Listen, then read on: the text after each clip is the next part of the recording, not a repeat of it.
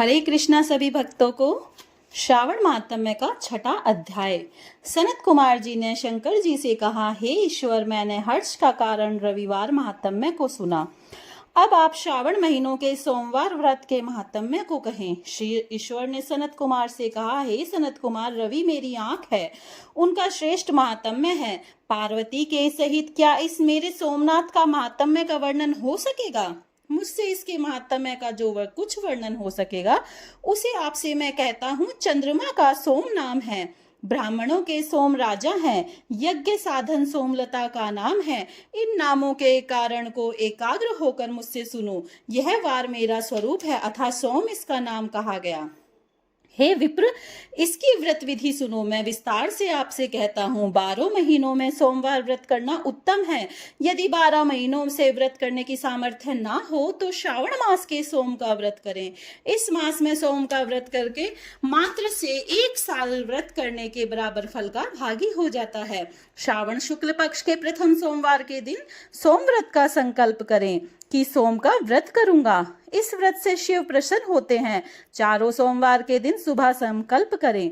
यदि श्रावण मास में 5 सोमवार हो जाएं तो 5 ही सोमवार के दिन में संकल्प कर शाम को शिव का अर्चन करें।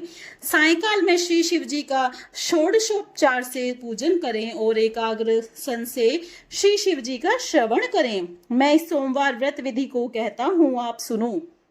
श्रावण महीने के पहले सोमवार का उत्तम व्रत नियम को ग्रहण करें। अच्छे प्रकार नहाकर शुद्ध हो सफेद वस्त्र धारण कर काम, क्रोध, अहंकार, द्वेष, चुगलखोरी आदि का त्याग करें। मालती, मल्लिका आदि सफेद पुष्प तथा नाना प्रकार के पुष्प और अभिष्ट उपचारों से मूल मंत्र नमः शिवाय का त्र्यंबक मंत्र से अर्चन करें। कहें कि सर्व भवनाशन महादेव का मैं ध्यान करता हूँ। उग्र उग्रनाथ शिव शशि मौली का ध्यान करता हूँ।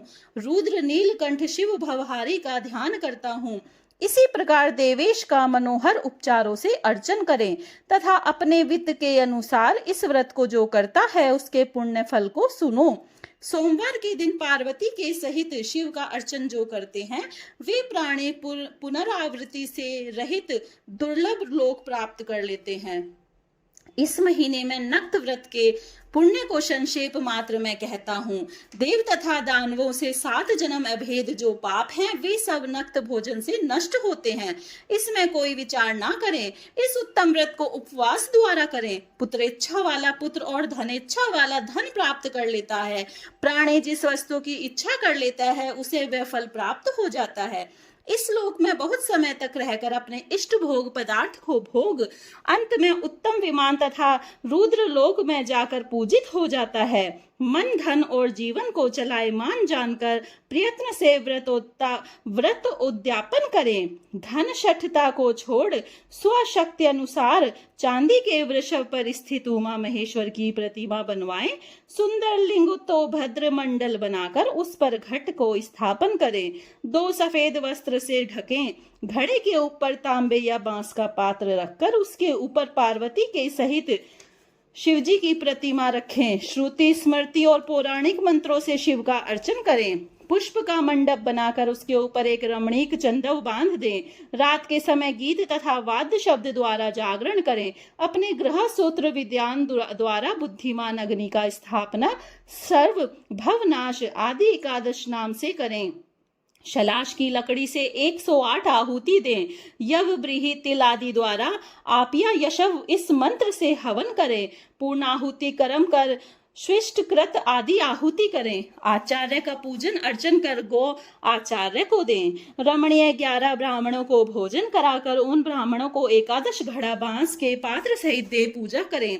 प्रधान देव तथा देव पर चढ़ी सामग्री आचार्य को देकर प्रार्थना करें कि मेरा व्रत पूर्ण हो। इस व्रत से भगवान शिव प्रसन्न होते हैं। प्रसन्नता से बंधु बांधवों के सहित भोजन करें। जो इस विधान द्वारा इस व्रत को करता है वह जो कुछ चाहता है वह सब कुछ प्राप्त कर लेता है और शिवलोक जाकर पूजित हो जाता है। इति छठा अध्याय समाप्तम। राधे राधे सभी को।